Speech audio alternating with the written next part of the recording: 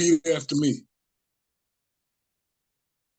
One God, one God, one God, one God, one aim, one one aim, aim, one aim, and one destiny. one one destiny. and one destiny. Africa, Africa, for the Africa, Africans. for the Africans. for the Africans. Those at home Those at those home at home, Those at home and those abroad. and those Those and abroad. those abroad. Race first. Those first. All right. Thank you, Brother Art. Welcome, everyone, to the today's session. So we're going to continue, of course, with the progression through the Race First book by Tony Martin. Tonight, we're going to do things a little differently. We're going to focus on just reading tonight. And the goal is to go through chapter 7, which is entitled Africa, and chapter 8, which is entitled The Black Star Line. These chapters are kind of long, so we kind of have to play it by ear. So today, the focus will be just the reading. And then next week, the focus is going to be just questions. So we're going to proceed that way and try to get caught up.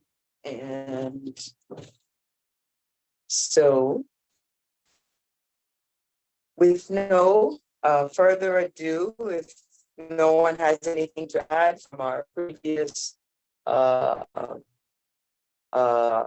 studies or anything to add from the Garvey anniversary, which was really amazing, I guess we could. I'd like to add something that now that you mentioned it. I wanted to actually say it during the anniversary, but I just want to let it be known that I think the point that you had made during the anniversary was a strong and very, very valid point. I think it may have been misunderstood, possibly dismissed and redirected conversation, but it was a strong, valid point about, working with other Garveyites, UNIA members who are well known for promoting the gospel of Garveyism and help, supporting the things that they do, as well as, inviting them, to join in the work without any obstruction. And so, anyway, I just wanted to go for the record and just say that, I agree 100% with what you were saying. Absolutely. Thank you so much. Thank you. I appreciate that. So that's what we have to focus on, always pay attention to, because just think of how far we could have been. Even if you don't focus on all the other great leaders locally, as far as, within the United States and abroad, just look at how far we could have been. But oftentimes when outsiders, come up, not that this is the thing that applies here, but essentially the whole idea is to watch how we allow stuff to interfere or others to influence us, to stop very important movements that can make a difference in the lives of our people. So we have to just constantly be aware of that. And so I'm not that this is the case here, but sometimes we have to say, does the good that this can bring outweigh the small stuff? I'm not promoting this book, but there's a book called Don't Sweat the Small Stuff, because in the big scheme of things, it's all small stuff. So yeah, that's the point. Why, like, if it's not detrimental and an abominable sin, like betrayal, and sabotaging the efforts of the UNIA or any other great organization that are working hard for our race. If it's not that, why let it stop something that could be more grand? So that's kind of was my point. But yeah, sometimes, you know, when the point is missed, I don't really try to belabel it because, you know, and just in essence of moving on. But I appreciate that. So thank you. Yes. Okay. So if no one else has anything to add, I will go ahead and start, and feel free to hop in if somebody else wants to take over at any given point. Or since we're doing two, I could attempt to just do 7 and then we can split up 8, whichever way. I'm flexible. Okay, so my favorite topic in the whole wide world, Africa. That's the heading of tonight's chapter. So I'm gonna try to sound like Garvey a little bit, but no one sounds like Garvey more than Garvey. But it opens up by saying, the white world may despise us, the white world may scoff and spurn the idea of a free Africa, because they say, how dare you talk about Africa when Africa is in the possession of England, when Africa is in the possession of France, when Africa is in the possession of Spain. What logic have you, Mr. White Man? Have you not before you the pages of history recording the rise and fall of peoples, of race and nations? White man, can you not learn by experience? Why talk about the permanency of Great Britain in Africa? Why talk about the permanency of France in Africa? Marcus Garvey. How long do you suppose the colored people get to suffer in this land? I pray that God will send a Moses to lead us out of this land. And that is William Wright of Damascus, Georgia, to the American Colonization Society, April 5th, 1920. Okay. Garvey was heir to a rich tradition of interest in international Black unity, which had flourished throughout the 19th century. In many ways, Garvey belonged to this 19th century Pan-African tradition and might even be called the last of the great 19th century Pan-Africanist. Despite the 20th century setting for his movement.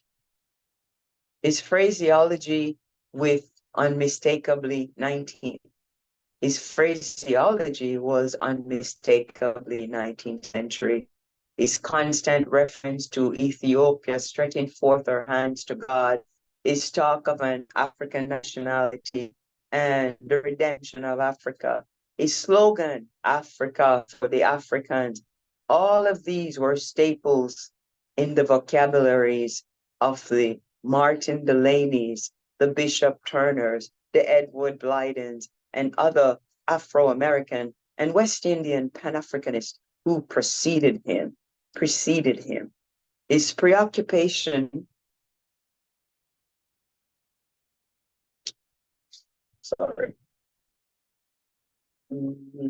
his preoccupation with Liberia, his interest in immigration, and his desire to operate his own shipping company also placed him firmly in the 19th century tradition. Many of Garvey's speeches and writings reveal a familiarity with the careers of his predecessors, but more interesting is the fact that there were several direct or near direct linkages between Garvey and some of the big names of the 19th and early 20th centuries. Perhaps the most important link was provided by John Edward Bruce, who for many decades maintained contact both through personal meetings and correspondence with an amazing array of important figures from all over the Black world. Among Brewster's many friends and major correspondents over the years were Edward Blyden, Alexander Cromwell, Frederick Douglass, Dr. Majola Agbebi of Nigeria, and J.E. Casely Hayford of the Gold Coast, all major historical figures. Garvey's mentor, Dr. J. Robert Love, provided another link. Not only had Love carried on a prolific correspondence with Bruce long before Garvey's rise to prominence, but during his many years in the United States, he had been a close friend of Bishop Henry McNeill Turner, one of the most important Pan-Africanists of the 19th century, and the one whose rhetoric perhaps comes closest to Garvey's. Love, as a clergyman, had also worked in Haiti under the well-known Afro-American immigrationist Bishop J. Theodore Holly. The following 1901 quotation from Love could easily have been written by Garvey 2 decades later. He wrote, quote, "Africa for the Africans is the new shape of an old cry. This cry will waken the so-called civilized world to a consciousness of the fact that others who are not accounted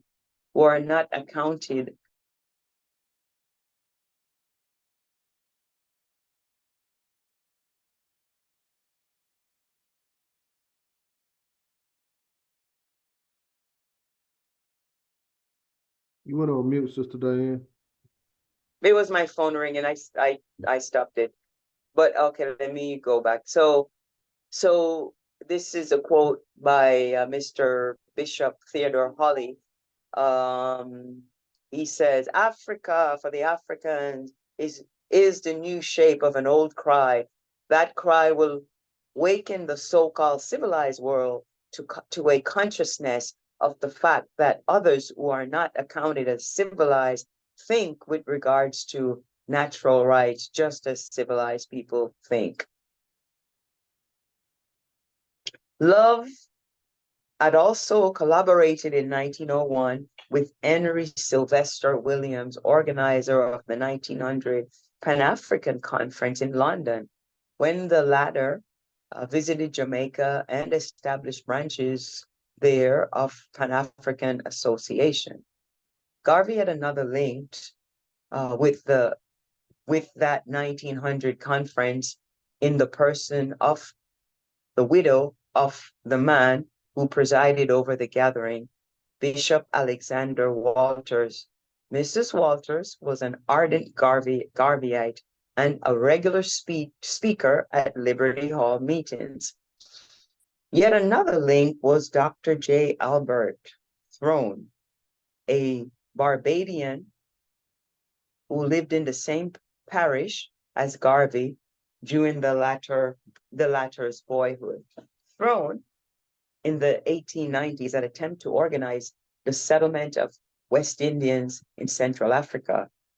He is said to have supported Garvey's early UNIA activity in Jamaica, and an assistant of his was one of the first to join the UNIA. Two of Garvey's most direct contact was, of course, with Booker T. Washington, perhaps the most internationally famous Black man of his time, and Deuce Muhammad Ali, one of Africa's Times and Orient Review. Also, the name of Garvey's organization bore a suspicious similarity to the Universal Association for the Moral Improvement of Mankind, established in 1905 by the Asian Pan-Africanist Benito Sylvain. Many of those who joined the UNIA, though not necessarily internationally famous, had belonged to or had led race uplift organizations, usually with Pan-Africanist outlook. By way of example, James B. Yearwood, for some year a high-ranking UNIA official, had immediately prior to joining the UNIA, led the Universal Loyal Negroes based in the Canal Zone, Panama. Maurice Rousseau, leader of the Wilmington Division, had many years before organized the Afro-American Improvement Company, in connection with which he visited Africa. William Ferris, from 1901 to 1903, had been a lecturer and newspaper correspondent for William Monroe. Trotter's Boston Guardian, as well as being a foundation member of the American Negro Academy, the Nigerian Movement, and John Edwards Bruce Negro Society for Historical Research. Bruce himself in 1913 had formed the Loyal Sons of Africa to unite Black folk all over the world, and later popped up as a major figure in the Hamitic League of the world. One important precursor, whom Garvey did not particularly appreciate being compared with, was Chief Alfred Sam of the Gold Coast, who in 1914 had been thwarted in his attempt to establish a colony of Afro-American in his native land. Garvey's Black enemies adopted the name, scurrilous attitude, the same scurrilous attitude towards Sam that they adopted toward Garvey himself, and they often compared the two. Such a scurrilous comparison was contained in a Chicago Defender article, which formed the subject of a libel proceedings brought by Garvey. Garvey saw Africa essentially as the only place where Black people could launch a successful bid for equality when with other races and nations. Africa was the Black man's ancestral home. He was still in a majority there. The continent was rich in natural resources, and with some technical help from Black people in other areas, a determined drive for equality would have the best chance of success there. And if the Black man became powerful in Africa, this would necessarily raise his status all over the world. For as Garvey was fond of saying, a strong man is strong everywhere. As a means of consolidating its protection for the scattered member of the race, Garvey envisioned that such a strong African government should extend citizenship to Black people everywhere. The question of white exploitation of Africa naturally spurred Garvey on to a sense of urgency. If the oil of Africa is good for John D. Rockefeller's interests, Brother John. Okay, so if the oil of Africa is good for John D. Rockefeller's interests, he wrote, if the rubber is beneficial to the Firestone interest, if the iron ore is enough for the Carnegie Trust, then surely they are of interest to us. On one occasion, Garvey became particularly incensed when English historian H.G. Wells suggested that Africa is economically necessary to Europe. Garvey sent him an irate telegram suggesting that Wells must have gotten his old-time Uncle Tom information from W.E.B. Du Bois.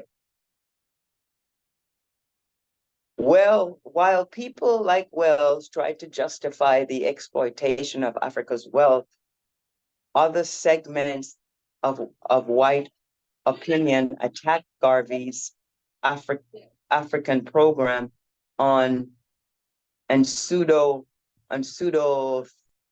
technological grounds.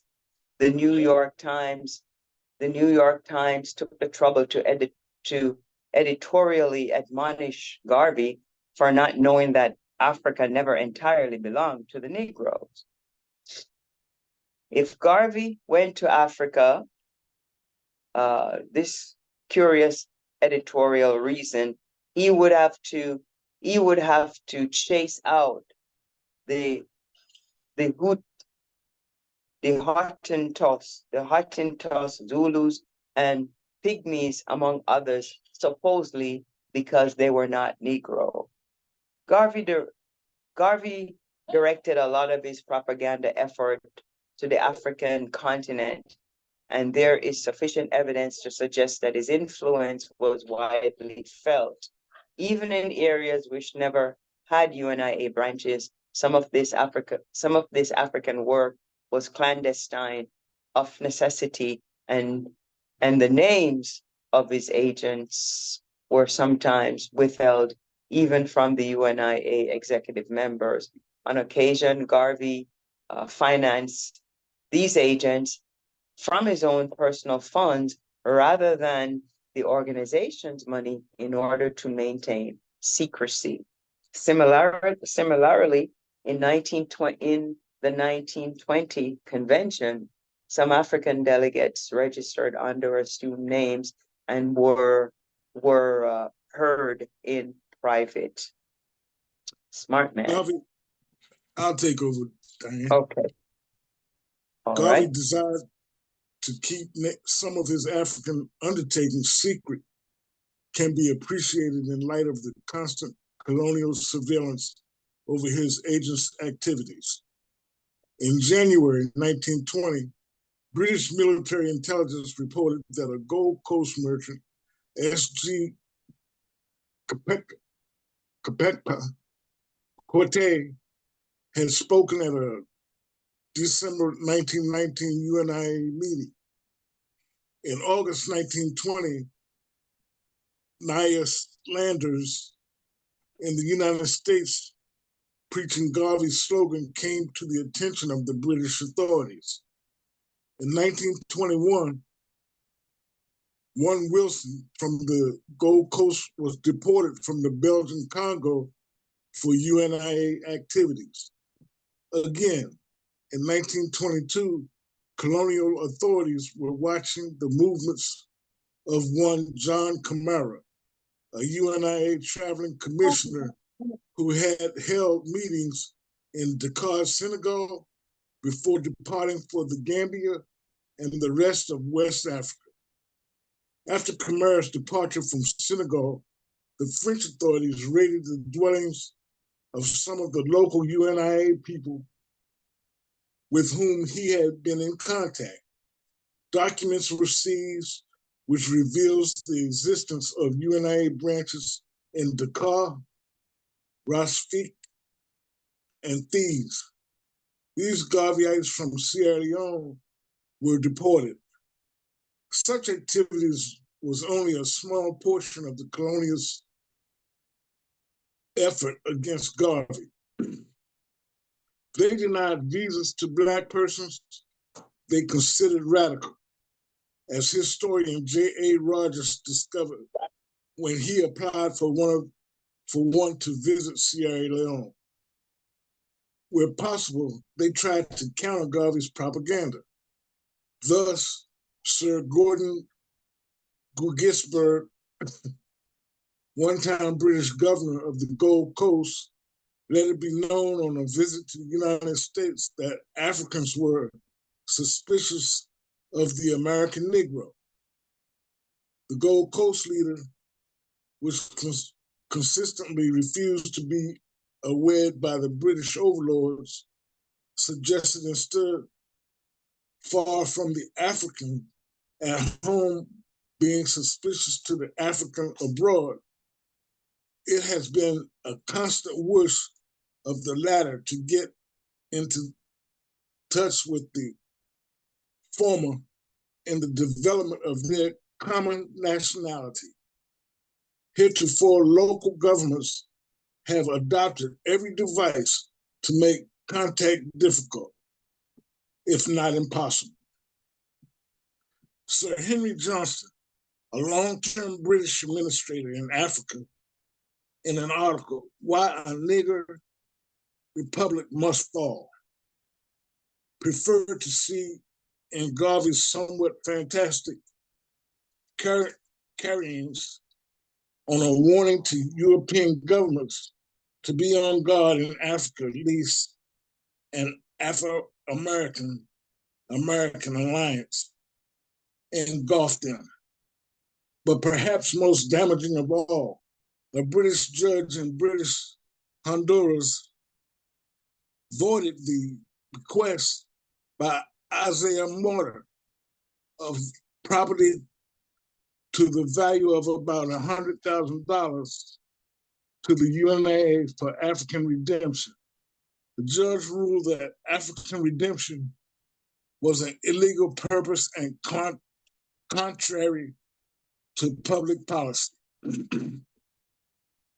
It was in this same spirit that the British authorities reacted when, in 1923, Garvey reduced them to a state of consternation by announcing his intentions to undertake a world tour to defend his reputation. Governors of the West, East, and Central African colonies all agreed to prohibit him from entry should he attempt to land in their areas. And they prepared to draft special legislation to meet this contingency. Daggone. Such Garvey-induced legislation, the Undesirable Persons Provisions of Immigration Ordinance 1924, actually came into being in Sierra Leone.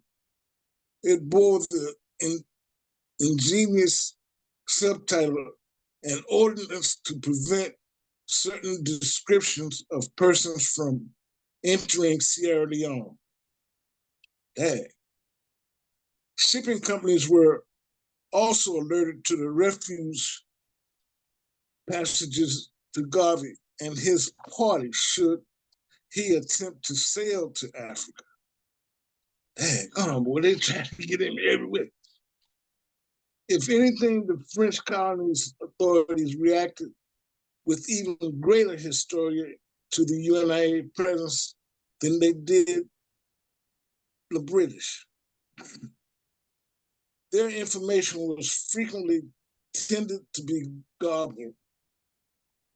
The Governor General of the French West Africa was in 1921 convinced that the UNIA planned to massacre all white people in the Gold Coast as a preliminary to the general uprising, which would be financed by America.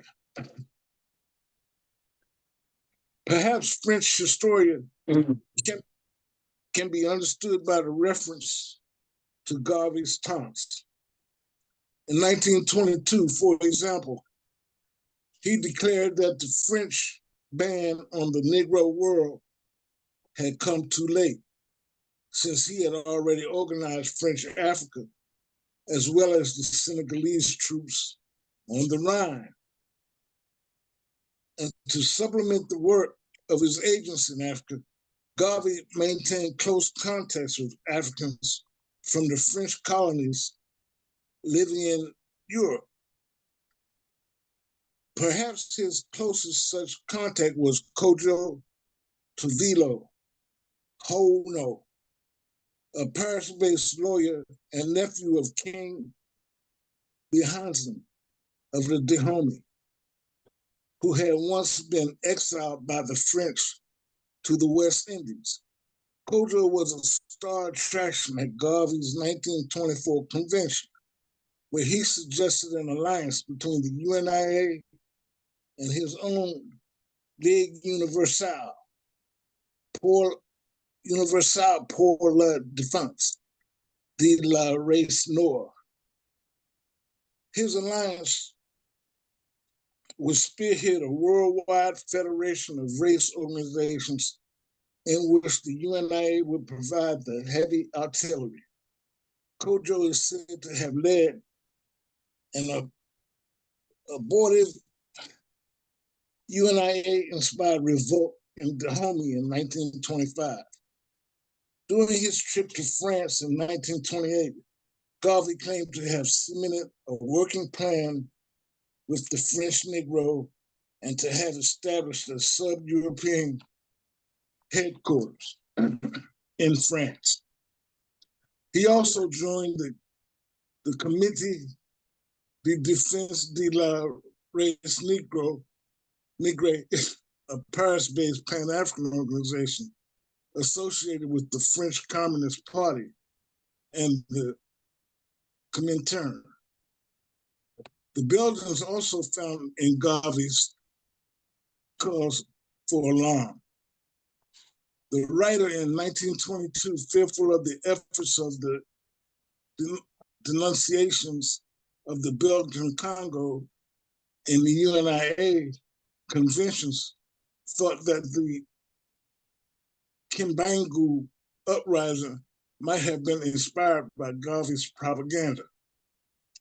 Up to the 1930s, the Belgians routinely suspected Garveyites of being implicated in anti-colonial riots, including some ostensibly led by local converts of the International Bible Students Association of Brooklyn, New York. Many Africans were taught to belong both to this sect and to the UNIA. Other evidence of the Garveyites' influence in Africa is easy to come by. Many pioneer nationalist politicians maintain Garveyite contracts. One of the founders of the first permanent African political body in British Central Africa was a Maisa, who had been in communication with Garvey. And in Kenya, the important nationalist figure, hold on a second, I got it.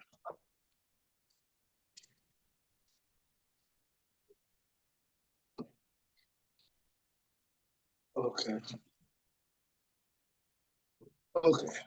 You want to pick back up? Oh, yeah, for a minute, Okay. yeah. And in Kenya, the important nationalist figure, Harry Thuku, wrote Garvey in 1921 for advice and help. Thuku was jailed shortly after and read Garvey's philosophy and opinion while incarcerated. Thuku's arrest by the British had been followed by a peaceful demonstration calling for the release, at which a large number of Africans were shot dead, calling for his release, at which a large number of Africans were shot dead by the colonist forces. Garvey held a protest meeting, issued a press release on the matter, and dispatched a telegram to the British Prime Minister. "You have shot down a defenseless people in their own native land for exercising their rights as man," he wrote. "Such a policy will only tend to aggravate the many historic injustices heaped upon a race that will one day be placed in a position to truly defend itself. Again, we ask you and your government to be just to our race, for surely we shall not forget you." In the Gold Coast, Garvey had a powerful ally in J.E. Casey Hayford and his Gold Coast leader. Hayford, who was knighted by Garvey in 1922, welcomed the emergence of UNIA during his inaugural address on the founding of the National Congress of British West Indies in March 1920. Yet another major West Indian political figure who had early contact with the UNIA was Ernest S.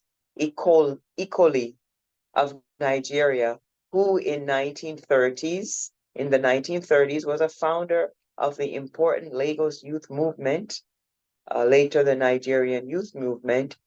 Ikoli was secretary of the Lagos UNIA and at its inception in 1920, and was responsible for receiving the 200 copies per week of the Negro World, which this branch was ordering by November 1920.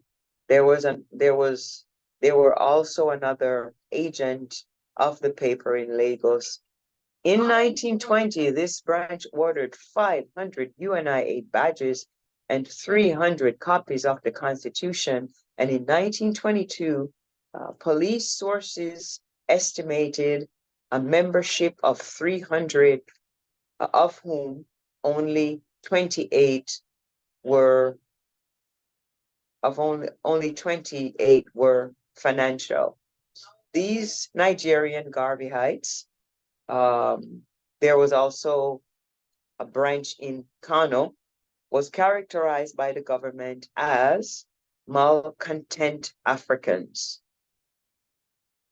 Perhaps the best known cases of Garveyite contact with prominent African political figure concern Jomo Kenyatta of Kenya, who is said to have come into contact with Garvey's idea as early as 1921, and who met Garvey in the late 1930s, and Kwame Nkrumah of Ghana, who acknowledges his debt to Garvey's ideas on several occasions. In England, too, Garvey maintained contact with young activists, many of them future political leaders in such London-based organizations as the West African Student Union and the International African Service Bureau, led by Wallace Johnson of Sierra Leone, George Pandmore of Trinidad, and others. But the area of the continent where the UNIA seemed to have flourished most was in South Africa. Perhaps this may have been an indication of the severity of South African racism, for UNIA branches always tended to proliferate in the most oppressed areas. Example, the Southern United States and Cuba. Perhaps on one hand, this may have been an indication of the advanced and more highly proletarialized nature of the black South African population as compared with much of the rest of Africa. South Africa too had already established a habit of intimate contact with Afro-American through the African Methodist Episcopal Church. Bishop Turner had visited South Africa just before the turn of the century, and through several prominent figures who had received Afro-American education. In South Africa also, it is so, as in so many other areas, the presence of a numerically insignificant but highly motivated, often mobile group of West Africans, veritable missionaries of Garveyism, may have influenced the situation. One obvious indication of South Africa's interest in the UNIA is provided by by readers' letters to the Negro world, more letters appeared from South Africa, together with Southwest Africa, than from any other African country. A letter of 1929 amply demonstrated the spirit that permeated these correspondence. It read, it read, "It is mere stupidity and puerility to say that South African natives are apathetic toward the UNIA. Even the draconian laws of Herzog and Root cannot, at this hour of the day, discourage them in their determination to attain the noble ideas of Garveyism. The evidence provided by these letters is corroborated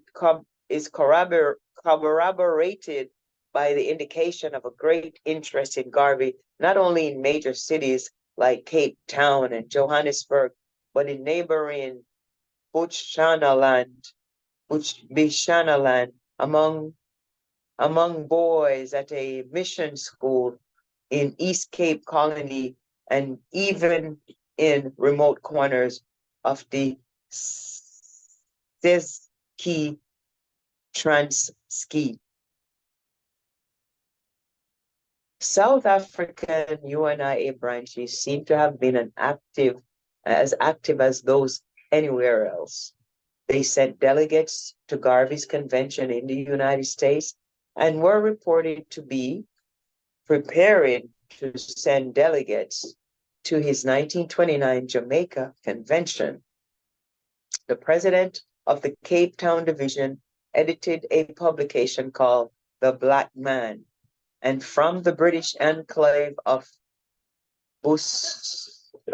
Basutoland come reports of large UNIA conventions in 1924. Some South African branches ran into problems which were familiar elsewhere. Thus, a member of the Everton division explained in 1929 that meetings were being held in the open because the division had not yet acquired a hall. Furthermore, he wrote, native ministers are against us. They don't allow us to have or hold any meetings in churches or schools because they have this spirit of a white man. Keep nigger down as much as you can, end quote. Some of these branches were very long-lived. As late as 1935, the first unsolicited contribution to a new Garvey fund come from South Africa, and at least one division remained active until 1958. The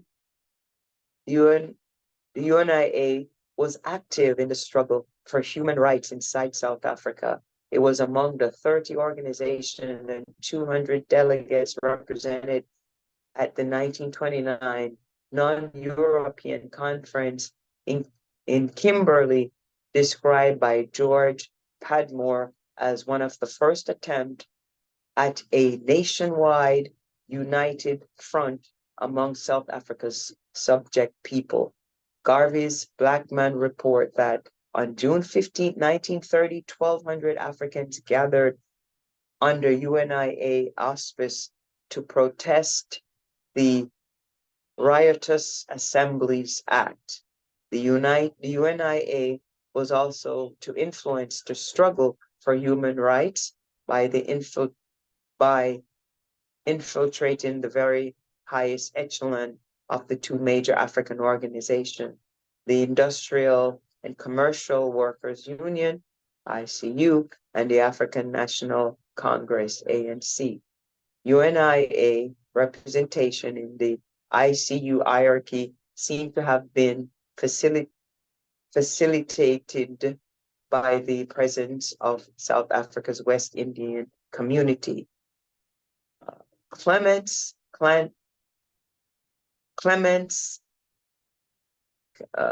Kadali, leader of the ICU, reported that At its foundation in 1919, there were a considerable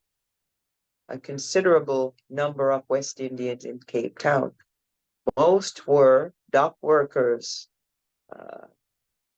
Steve Doris, shipwrights foreman. UNIA sources also provided occasional glimpse of West Indian Garveyite, such as an unnamed man in Durban in the early 1920s who had been in Africa 20 years and spoke several African languages fluently.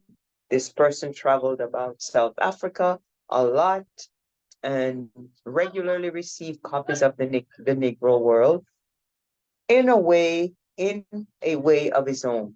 Again, in 1925, the president of the Luder Ritz Southwest Africa Division announced the death of one author, Cecil Gringer, at age 42 from St. Vincent. Granger had come to South Africa during the Boer War and had stayed on. And in 1939, we hear of the death of Jamaican-born Arthur McKinley, an agent for Garvey's Black Man in Cape Town, a white South African paper in 1923 also estimated that there were about 200 Afro-Americans in Cape Town.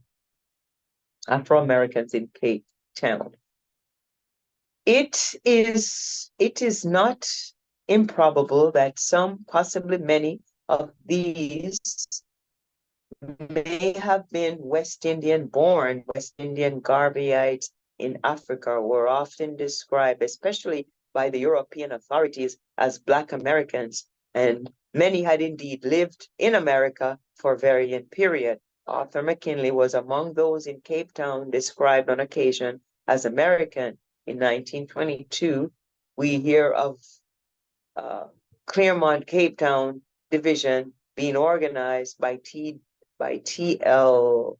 Robertson of New York. Perhaps because of their strategic location on the docks, Cape Town's West Indians were heavily represented in the ICU hierarchy. Kadali tells us that at its inception in 1919, the second chairman of the ICU, James King, and the third chairman, J.G. Gomes, were both West Indians. The executive committee often contained 3 or 4 West Indians, and J.G. Gomes, a chemist and rigger at Cape Town docks, was the ICU's president from 1924 to his death in 1929. While the White Cape Argus thought that the language problem would restrict the effectiveness of Cape Town's Afro-American population, Kadali considered the foreigners of West Indians within the ICU to be an advantage. He said, was, quote, was well respected by all, since like myself, he was free of tribal affiliations. Kadali was a Naya Salander. One resident of Cape Town ventured the opinion that West Indians are tough, hard. I lost my spot. Oh yeah, are tough, hard backboned Negroes, of the He-Man type, aggressive and daring. The West Indian in the ICU were staunch Garveyites. Indeed, too much for Kadali, who had to prevent what he considered their attempt to turn the organization into UNIA auxiliary. He did this, he said, because he disliked serving two masters at the same time, and because he disagreed with the slogan, Africa for the Africans, preferring local to Pan-African struggles. Kadali preferred, however, not to participate in the struggle, which developed within the ICU between the Garveyites, led by Grums, and communists, which ended with the expulsion of the latter. Despite his fears concerning a UNIA takeover of the ICU, dual membership in the two organizations continued. Grums, in particular, was for several years a member of the advisory board of Cape Town UNIA. Many Garvey admirers were also to be found in leadership position in the ANC. One was Professor James Tahili, president of the Cape Western ANC. Tahili was a graduate of the Wilberforce University and had studied for 15 years in the United States. He began promulgating the doctrines of Garveyism soon after he returned. And together with J.G. Grums, he seemed to have been one of the most sought after speakers at important UNIA function. They spoke from the same platform on occasions. We even found Tahili praising the African work of the UNIA at meetings of the ICU. In 1921, Tahili began editing the African World, which instantly became a major outlet for Garveyite propaganda. The very first issue editorialized, quote, "I believe this is essential to the early success of our cause, that the African here at home should seek cooperation with the African abroad. The Universal Negro Improvement Association and African Communities League is the biggest thing today in Negro modern organization. Its program must be scrutinized, imbibed, and assimilated by us." It went on to suggest that Negro world must be a Bible to us. The celebration of Garvey Day in Cape Town in 1925 was due at least in part to the urging of the African world, the work of the African world.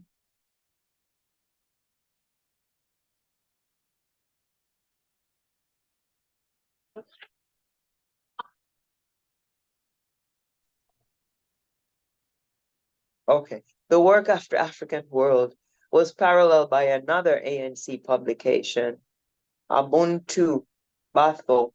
Reprints of those pro-UNI articles also found their way into the Negro world. ANC conventions between 1925 and 1927 passed resolutions demanding Garvey's release from jail. You want me to pick up? Sure, go ahead. There were yet other points of contact between Garveyism and South Africans. Solomon T. Platje, who toured the United States in 1921, raising funds for his work among miners at Kimberley, was entertained by Garveyites and spoke at Liberty Halls in the United States. On his return home, Platje seems to have alarmed British officials by his pro-Garvey position. The African Orthodox Church also found its way into South Africa. The reactions of South African officialdom to Garveyite activity seems to have been somewhat less historical than that of their European counterparts. Prime Minister J.C. Smuts summed up his attitude in 1923. He knew that the UNIA had attempted propaganda work in the Union, chiefly in Cape Town and Johannesburg, but not with the very conspicuous success. He continued, no repressive action has been taken against the agents of this organization, although its activities are being carefully watched. He considered the UNIA to be without moral or financial stability. He concluded in familiar enough vein that a certain amount of mischief is being done by misleading, ignorant, and credulous persons is beyond doubt. And to this extent, ministers regard the organization with disfavor. The UNIA does not seem to have been subjected to sundry harassments. However, such as tampering with this mail, and in some places, confiscation of the Negro world. And it seems that it became almost impossible for African Americans or West Indians to obtain entry into South Africa. One of the expressions most frequently used to describe the UNIA was the Back to Africa movement, a phrase that greatly displeased Garvey.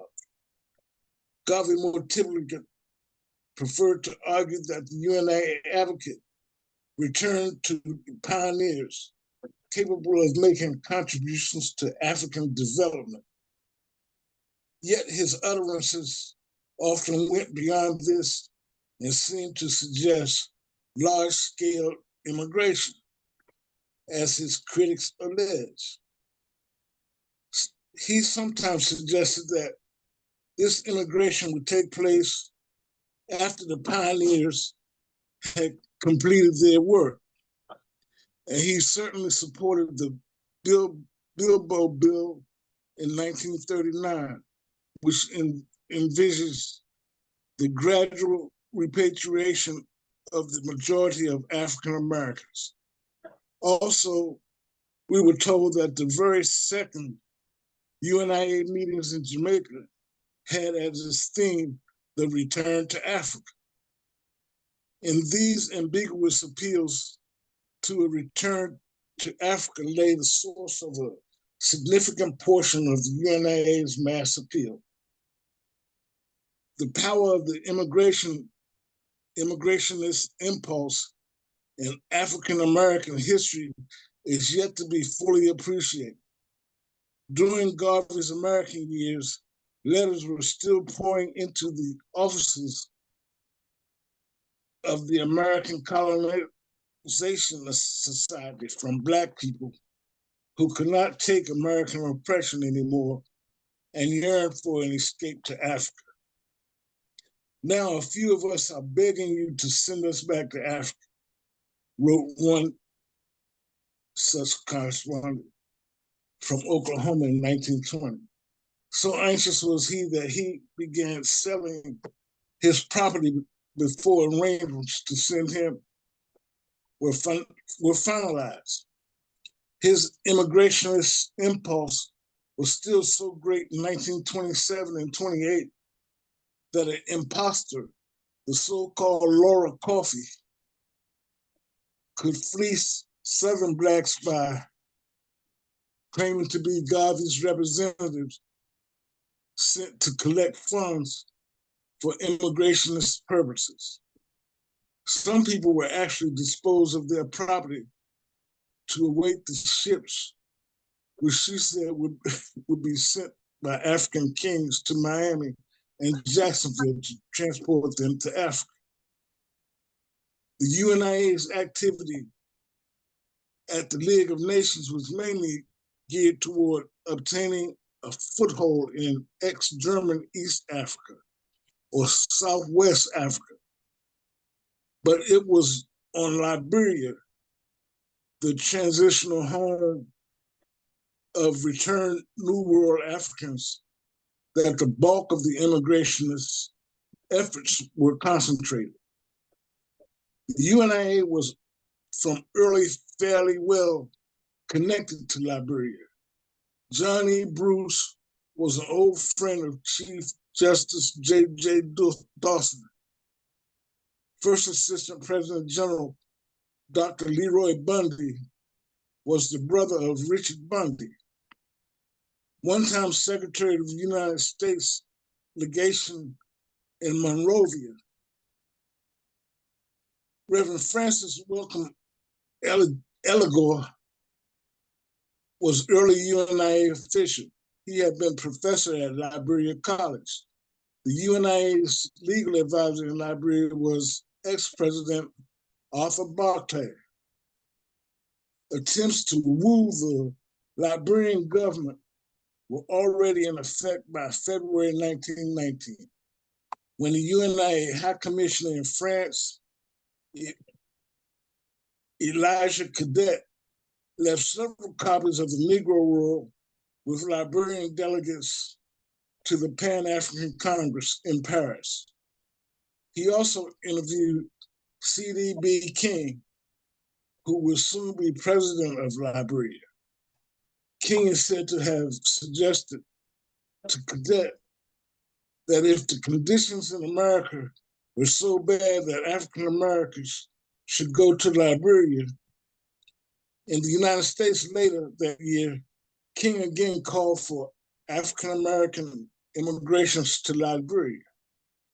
Yet, if the statement seemed favorable to UNIA aspirations, there were other indications to the contrary. British intelligence sources reported that the Liberian president claimed not to feel any affinity with the struggles of Black people who were waging in America.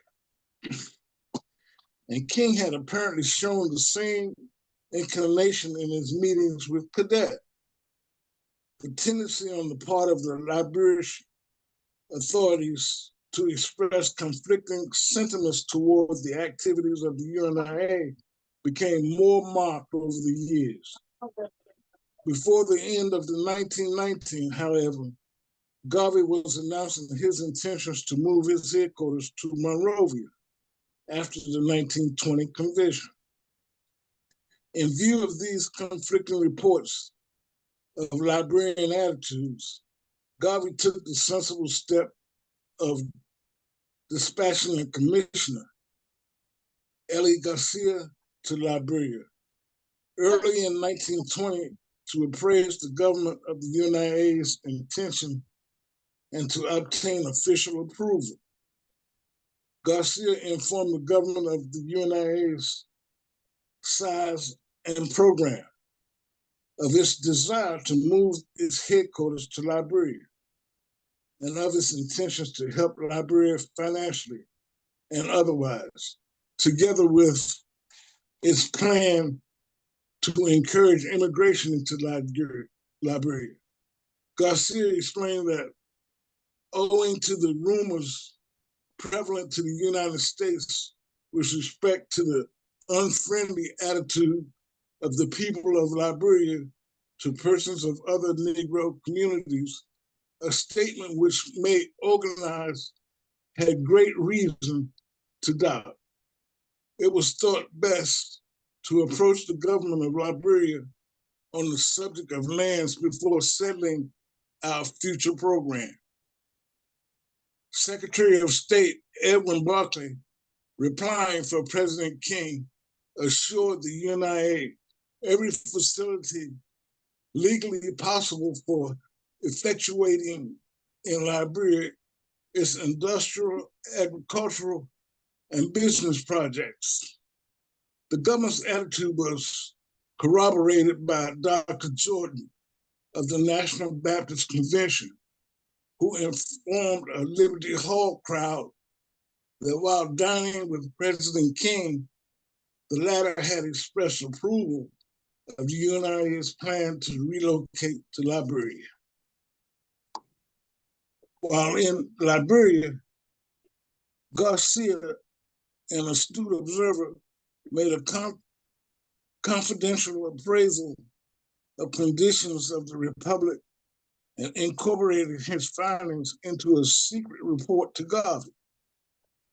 He noted that though well endowed with natural resources, Liberia was extremely poor due to the lack of enterprise of the ruling Americo-Liberia minority.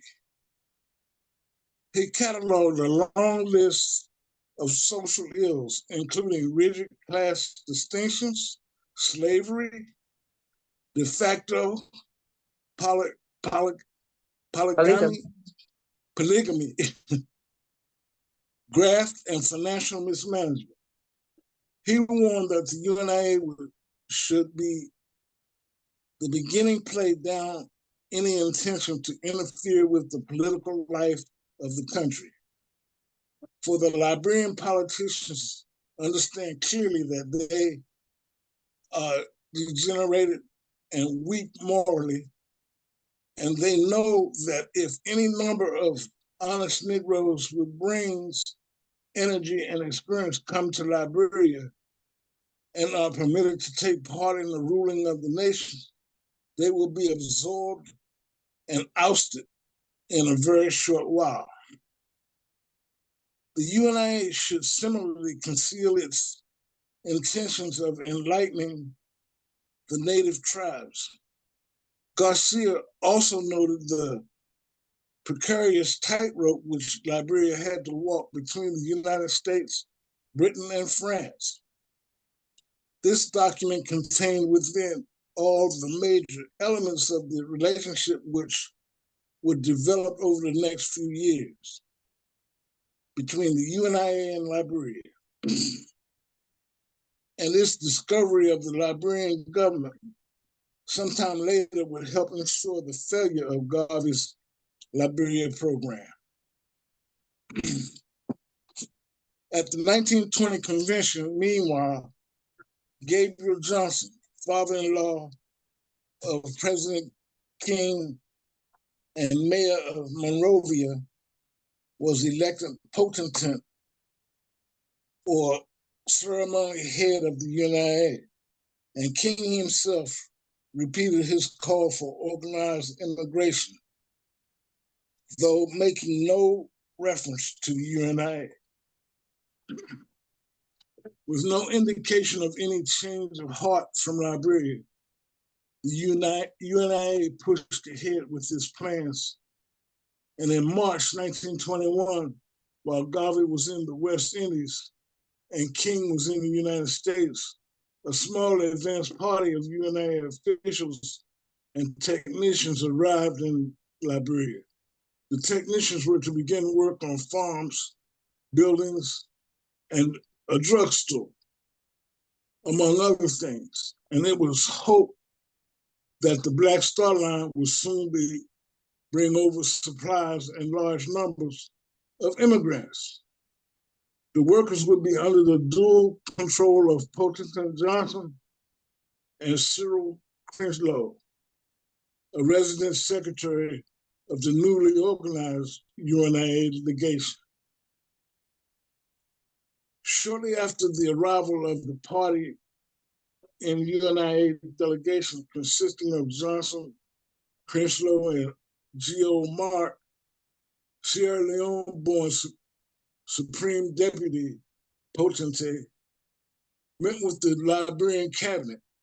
The cabinet offered the association certain settlements already laid out and worried over whether British and French companies would refuse coal to Black Star Line ships.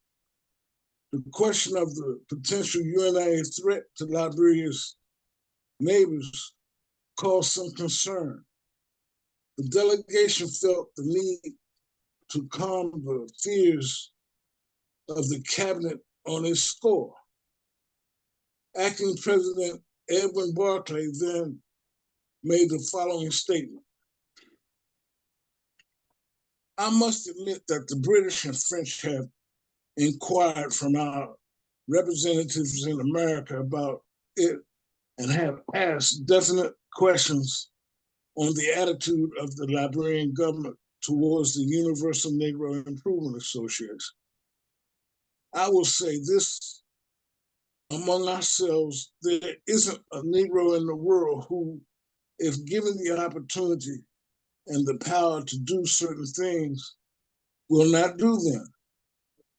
But it is not always advisable, nor politic, to openly expose our secret intentions, our secret thoughts. That is the way we do, or rather don't do, in Liberia. We don't tell them what we think. We only tell them what we like them to hear, what, in fact, they like to hear. The Liberian Machiavellianism stunned an American official who feared that Barclay might adopt the same attitude toward Americans. But it was the UNIA which seemed to be the real victim of this duplicity. By June, Crenshlow, who concluded that the Liberians wanted no part of the UNIA and its money. The American official came to the same conclusion, as did Cyril Henry, a member of the UNIA group of technicians. And on July 18th, in response to the letter from the British Consul General in Monrovia detailing Garvey's pro-Liberian activities in Costa Rica, Blockade wrote, Mr. Marcus Garvey's movements and activities are, however, of no practical interest to this government, as they have not given and will not give endorsement to his fantastic schemes. Somebody say something? Steps have already been taken by President King to put to an end Mr. Garvey's unauthorized and unwarranted exploitation of Liberia. This amazing statement came 1 year after Barclay's letter of approval to Eli Garcia, and 4 months after the cabinet interviewed with the UNA commissioners, and perhaps it was merely telling the British that he thought what they would like to hear. But more probably, he was telling them the truth, possibly because of growing impatience of the rashness of Garvey's statements, a fact in which he had alluded to in his statement to the UNA delegation. While the UNIA Advance Party had been doing its work in Liberia, Garvey himself was stranded in the West Indies, forcibly prevented by the Department of State from re-entering the United States. Because of this, Crenshlow was hampered in his efforts to maintain regular contact, and Garvey may well have been unaware for some time of the substance of the cabinet interview.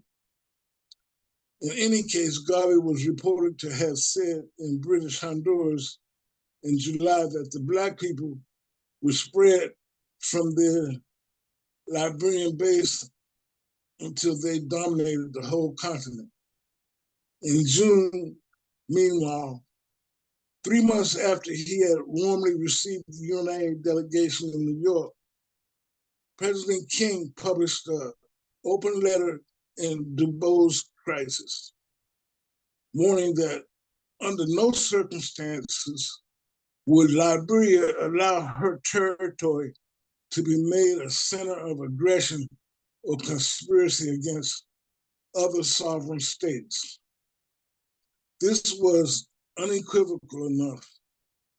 And after his return to the United States, Garvey announced that we are not trying to use Liberia as a wedge to conquer all of Africa, but we believe Africa rightly belongs to the Negro race. This was followed by up by messages to King and the Librarian Plenary Commission denying political aims. The commission's secretary, replying to this most opportune statement, reiterated that Liberia could not be used as a center of hostile attacks upon other sovereign states.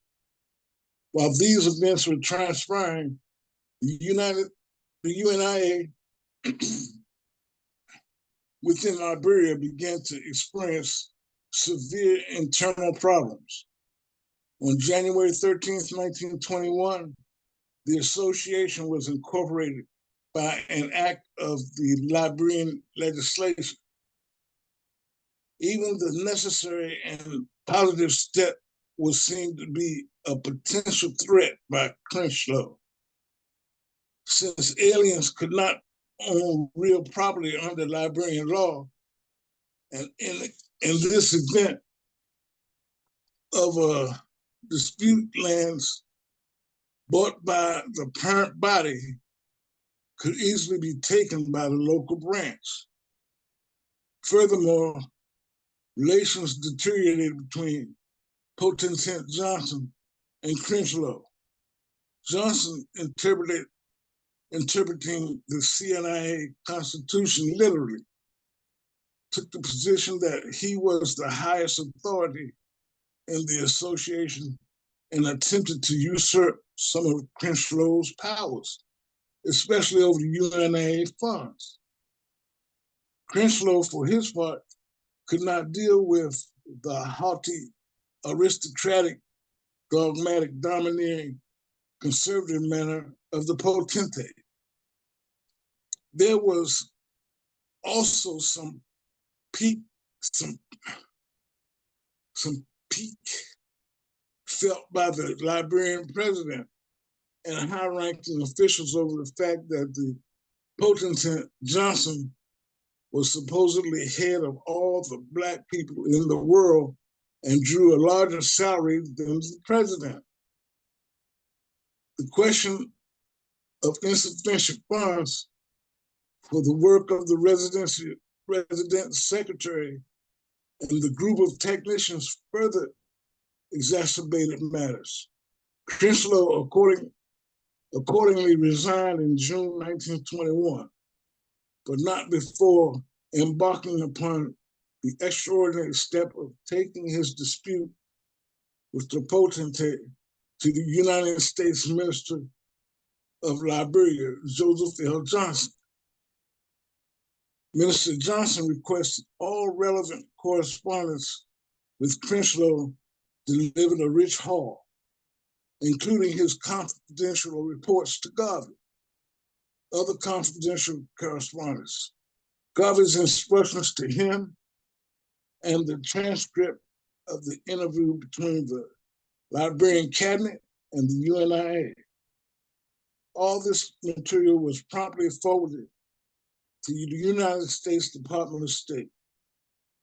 The United States minister, meanwhile, promised Crenshaw that the whole force of power of the United States government would be brought in to prevent the injustice of being done to American citizens. And Crenshaw actually deposited UNIA money in the United States government safe at the African litigation, where the potentate could not get his hands on it. Crenshaw justified his recourse to the United States ministers by comparing it to Garvey's attempts to secure justice in the United States federal courts. In Harlem, meanwhile, outward appearances suggested that nothing untoward was happening in Liberia. A $2 million UNIA Liberian construction loan continued to be pushed. And at the August convention, the auditor reported over $800,000 spent on a sawmill and other materials for construction in Liberia. Garvey also announced, he said, on the potentate's assurances that the pioneers were doing well and had purchased a 200-acre farm. The next major development came in 1922, when the influential London-based imperialist journal, The African World, published Eli Garcia's secret report to Garvey and his letter to the President King.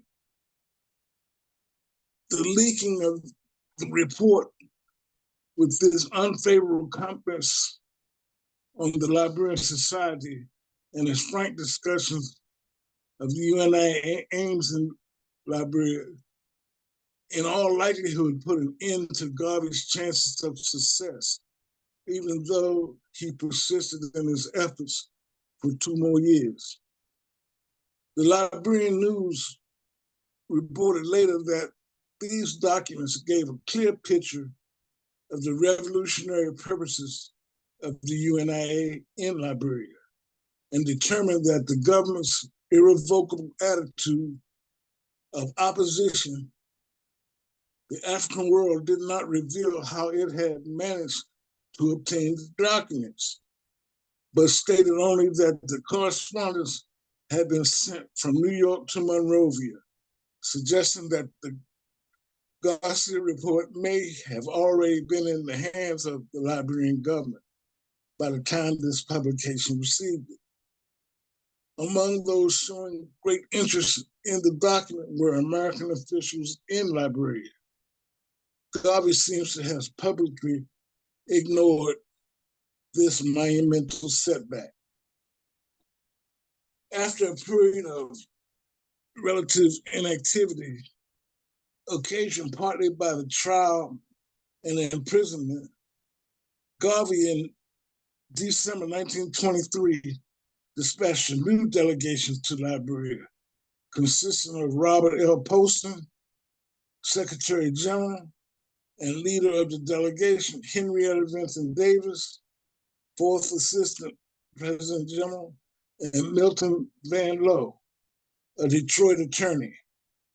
They traveled via Lisbon, where they met with Liga Africana, a group composed of Portuguese Africans, and arrived in Liberia in February.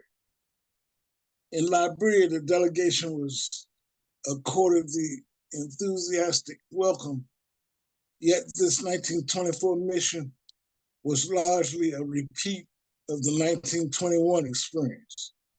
The Liberian government told them what they wanted to hear when apparently bidding its time before destroying the UNIA Liberian effort. President King assured the delegation members that they should ignore any anti-UNIA propaganda. He suggested that artisans and material should precede the propaganda, should precede the general body of the UNIA colonists. Garvey had already promised him 20,000 to 30,000 families in 2 years, starting about September 1924.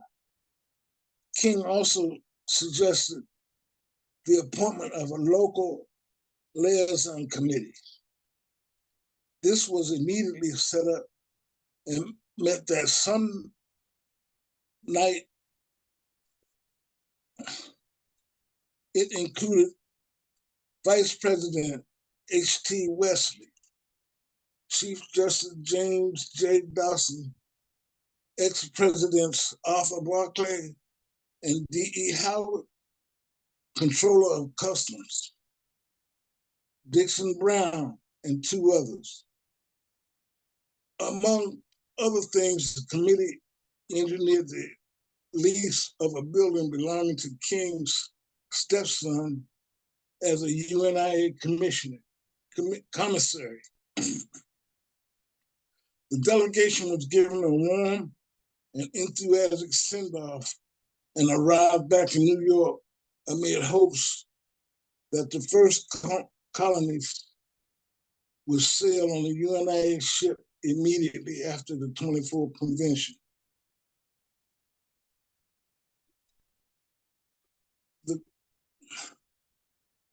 elation was dampened.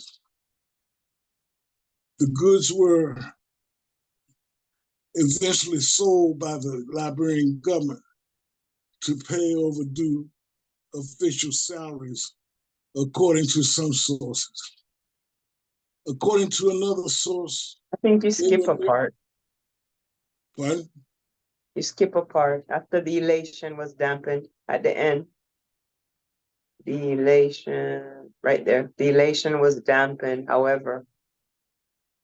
Wait a minute.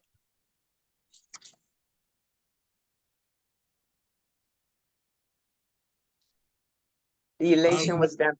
I lost where I was. Wait a minute. At the top where it says the elation was dampened. Now that's at the bottom of my page.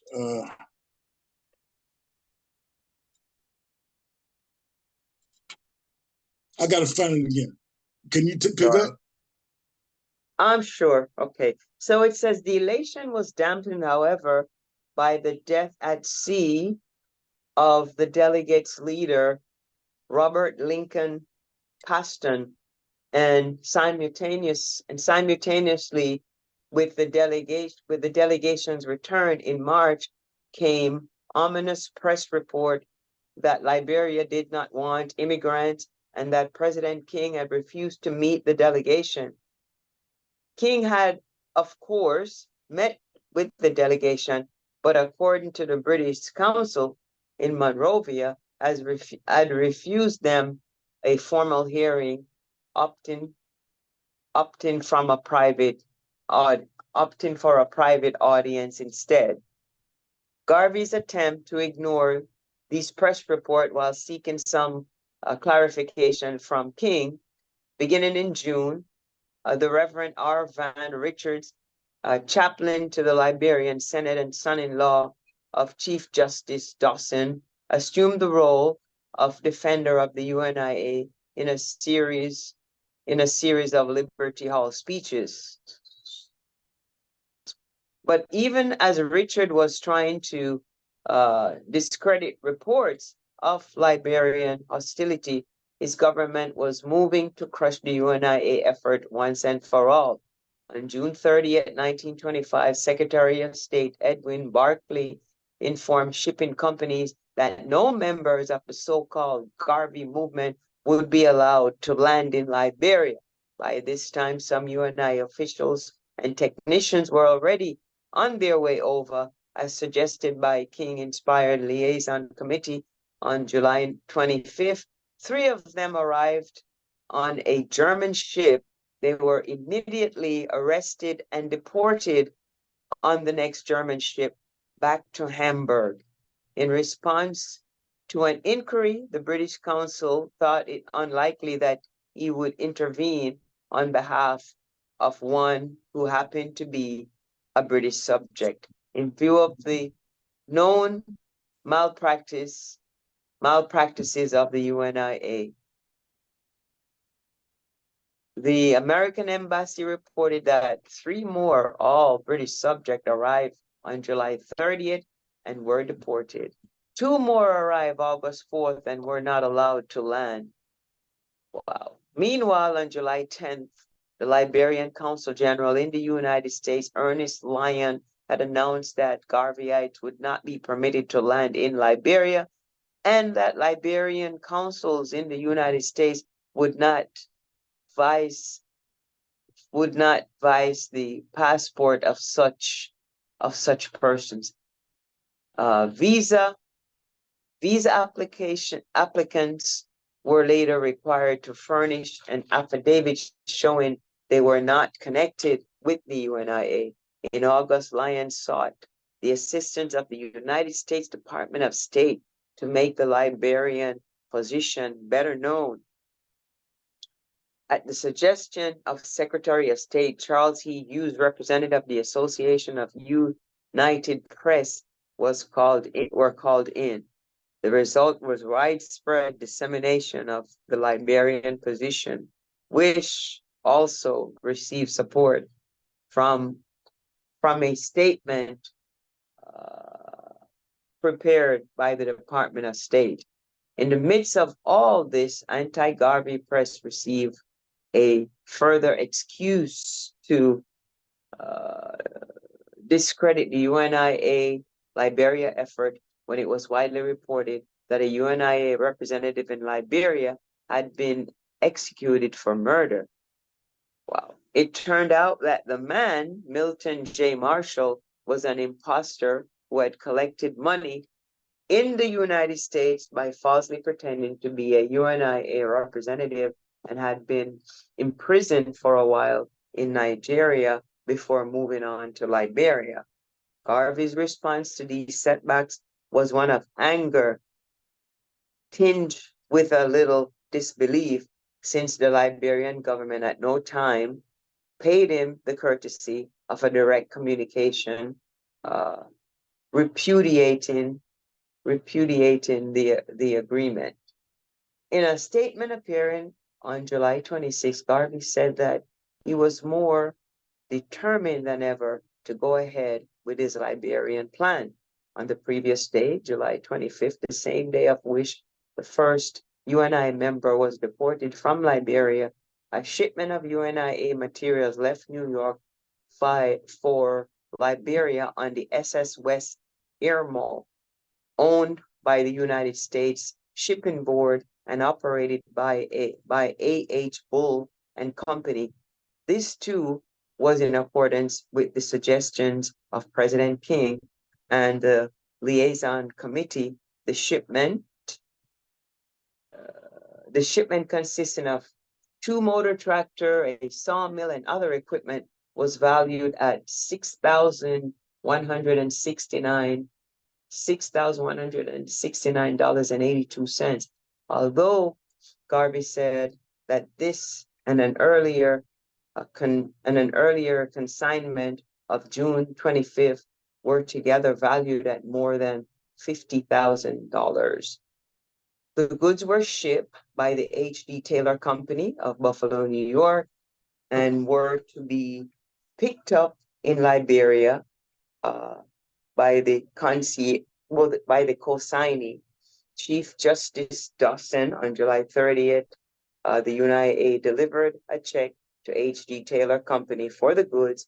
There were not enough funds in the account to honor the check, and so on or about August 21st, the company asked the United States Shipping Board to stop the goods in transit.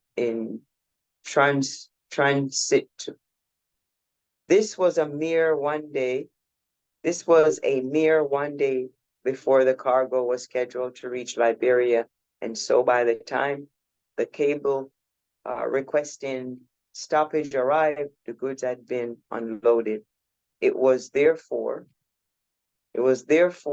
decided to store them in the custom warehouse until the money was paid. The bill was in fact paid in December, and the UNIA was now free to collect the cargo, subject only to the payment of storage fee. To compound the association's misery, however, Chief Justice Dawson had died in August 17th, a few days before the goods reached Liberia, and they were never collected. The custom authorities first threatened to sell the material to cover storage charges, and apparently established contact with the Liberia UNIA on the matter. As late as March 1925, the goods were still in storage, and the government was said to be negotiating with the UNI representative, presumably of the Liberian branch, to purchase them. So the goods were eventually sold by the Liberian government to pay overdue official salaries, according to some sources. According to another source, they were merely sold by the customs to cover storage charges. In Harlem, meanwhile, the annual convention began on August 1st and quickly dispatched a telegram to President King expressing alarm and surprise and reports of Liberian hostility. This was followed some weeks later by a resolution unanimously protesting the action of the Liberian government. Throughout the convention, Reverend Van Richard supported the UNIA position, even calling the government's ban on the association a stinking shame. One of the last acts of the convention was to dispatch a petition to the Liberian Senate and House of Representatives. The petition restated the ideological basis for UNIA interest in Liberia. It reads, for 6 years, this association had carried on a continuous system of education among its people to the end that they be organized into one great movement, looking forward to their return to Africa, from whence their forefathers were taken centuries ago, and to their rehabilitate themselves and once more possess themselves of the land of which they were original owners. With this end in view, it was decided that the most convenient way of their being able to help their native land, Africa, was through assisting the Republic of Liberia to establish herself as a successful nation through her highest industrial, agricultural, and commercial development, thereby proving completely the Negroes' undisputed ability for self-government. The petition also recounted the history of relations between the UNIA and Liberia and quoted from the Liberia Constitution to the effects that the great object of starting the Liberian nation was to provide a home for the dispersed and oppressed children of Africa and to regenerate and enlighten their benighted continent.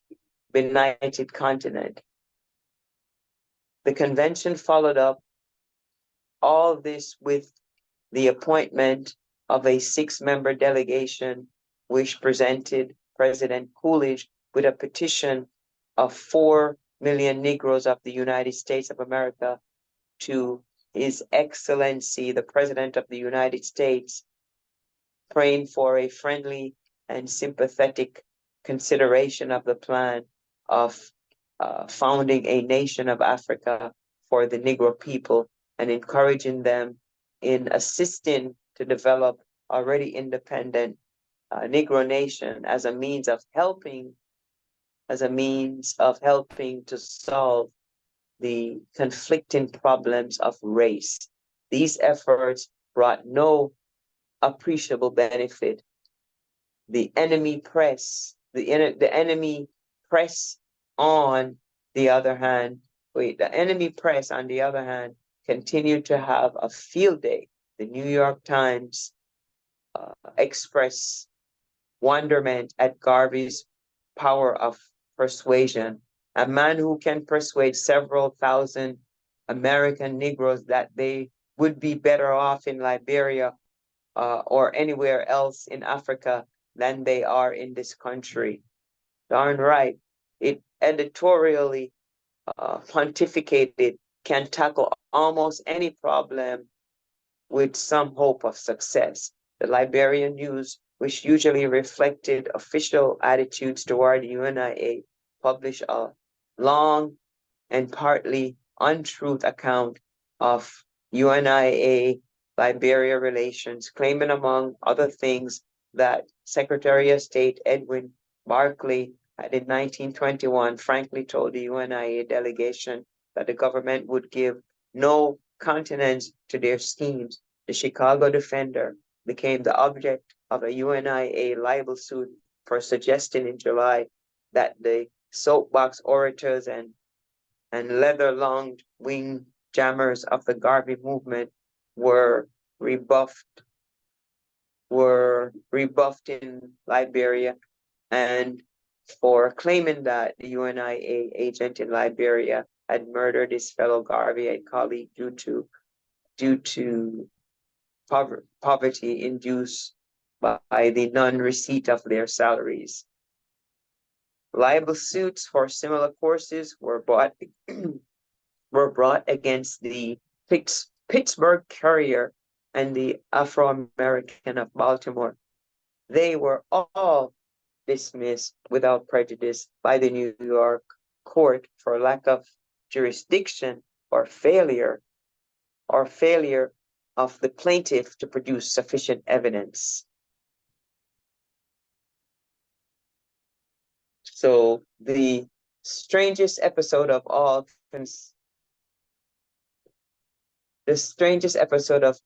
concerning the hostile press was the publication of the New York Amsterdam News of Ely Garcia's secret report of 1929. According to this paper, secret UNIA correspondence relating to Liberia was stolen from UNIA files and made its way to the paper's offices,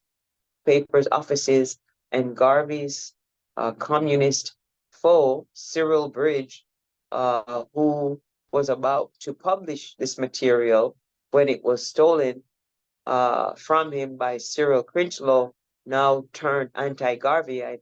Crinchlow sent it on to one Captain James Jones. From there, the correspondence made its way to certain diplomatic quarters, from which it was in turn stolen by a detective agency who returned it from Baltimore, where the Liberian Consul General lived, to Garvey. The paper apparently had seen the document long enough to transcribe Garvey's report. Garvey himself also published it. And by way of making assurance doubly sure, the president of both the United States and Liberia restated their hostility to Garvey's Liberian plan. In September 1924 press conference, the former declared that he would cooperate with Liberia in this matter, and in December, the latter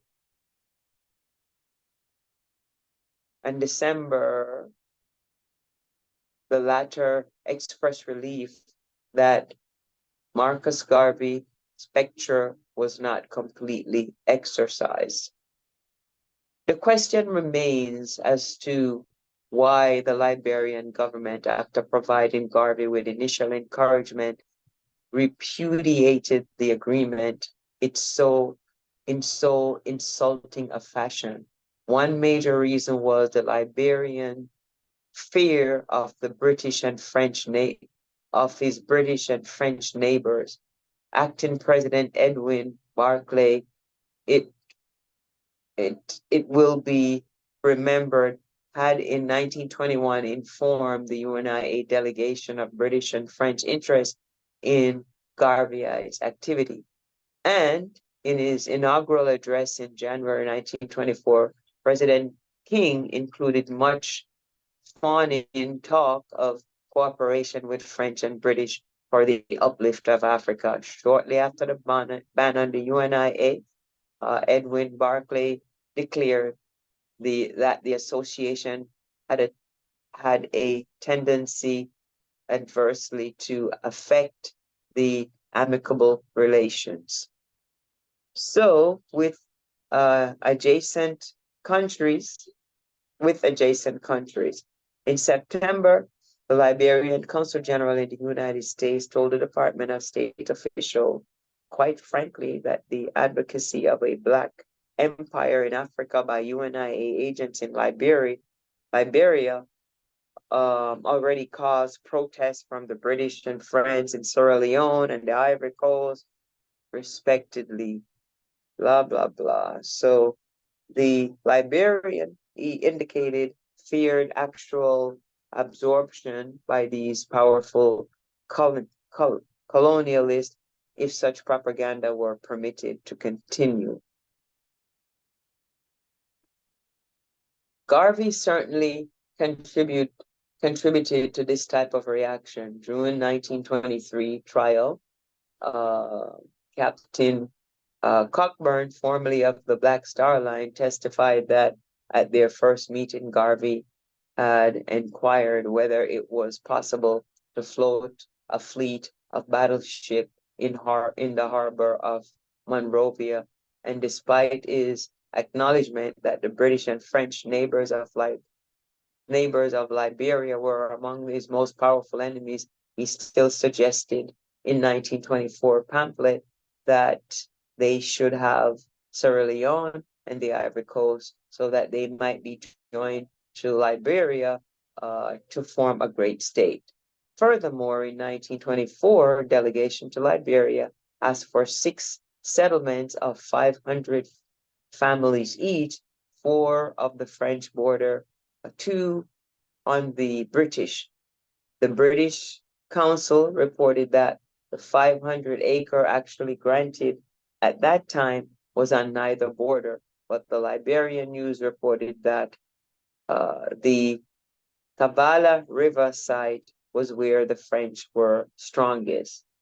The timing of these unsettling suggestions were rendered especially unfortunate since Liberia actually experienced a border problem with the French in 1924.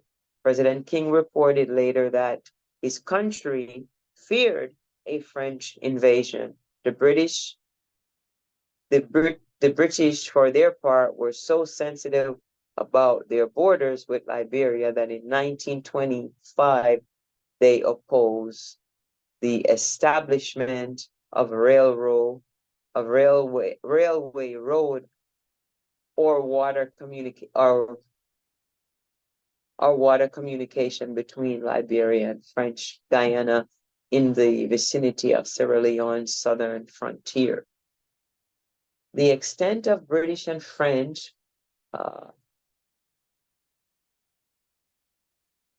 paranoia over the UNIA presence so close can also be measured by their relief of Garvey's defeat. The governor of Sierra Leone sent King and his wife a warship to visit his country. At a banquet in King's honor, the governor assured him that quote, by slamming the door on man who sought to make Liberia a force of racial animosity in this continent, he had deservedly earned the gratitude of all who have true welfare of the African at heart. The French made King a cavalier of the Legion of Honor. Garvey was not impressed. He wrote, time was when the native African was induced to part with his valuables, his gold and diamonds and ivory in exchange for red handkerchief and bread. And in the year 1925, when African is waking from her slumber, and it is becoming increasingly difficult to fool even the most simple-minded intellectual Black would lose his soul if only he gained a title and ride in a warship. Surely Charles Dunbar King will go down unhonored and unsung by Black man. In a speech to his convention, Garvey was more explicit. The damn audacity of it, he said, that a bunch of Anglo-Saxon rapers, villains, and scoundrels and felons to stay in Europe and say that we must not go to Africa. Another major consideration which influenced the Liberian attitude, was the fear that Garvey might stage a political coup within Liberia. The evidence seems to suggest that Garvey may indeed have had designs on political power within the African Republic. Here too, however, Garvey may have overplayed his hand too early by the rashness of his statements. As early as 1920, as has been seen, Eli Garcia had warned Garvey of Liberia's hostility to immigrants who might show any tendency to take part in the political life of the Republic. Garcia counseled the UNIA agents would have to deny firmly any intention on any part to enter into politics in Liberia. Garvey revealed probably UNI intention when he added, "This attitude will remove any possible idea of opposition and will not prevent us, after having a strong foothold in the country, to act as we see best for their own betterment and that of the race at large." Garcia's advice was reinforced by the association's emissaries in 1921. Cyril Crishlode warned that the distribution of UNIA immigrants would be in line with the purposes of the one-party political system to maintain its existence and power unimpaired. In other words, Garveyites would be spread thinly over already existing settlements rather than be allowed to concentrate in a few areas. This would allow the Liberian to be in ascendancy politically and dominate in the political elections. Crislow concluded that Garvey should be aware of this in order to understand to what extent it is proposed to wave aside the political program of the association. One of the team of technicians expressed a similar view.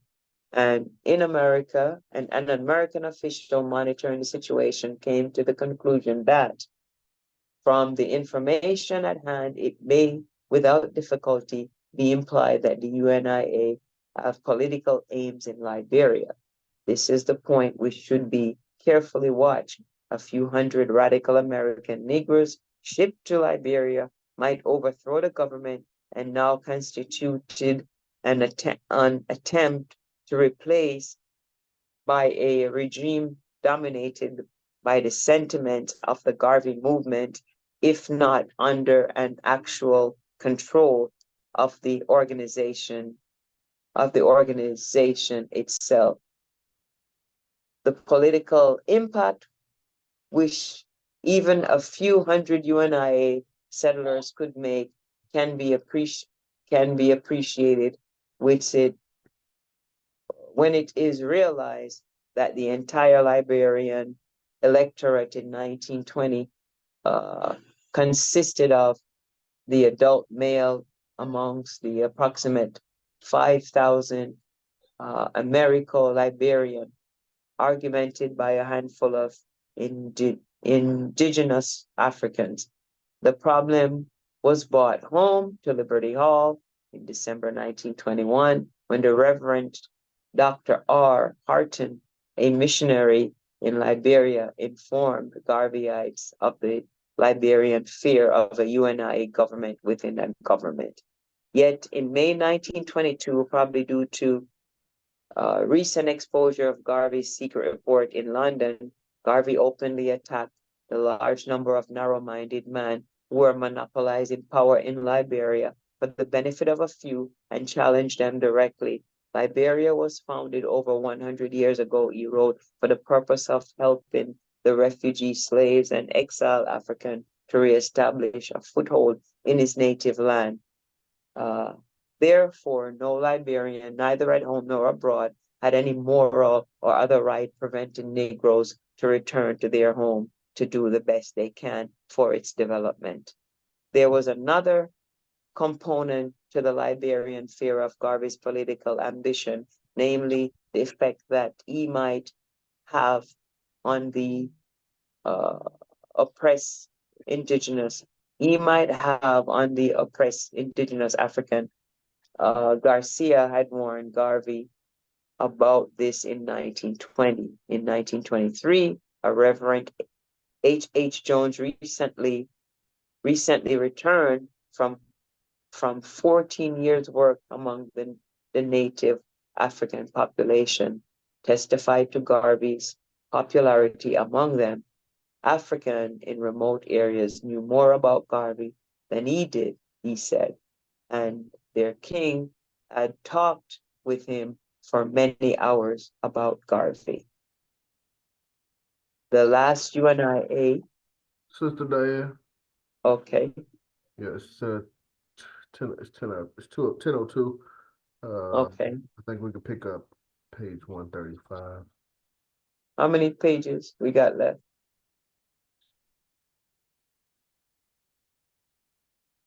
5.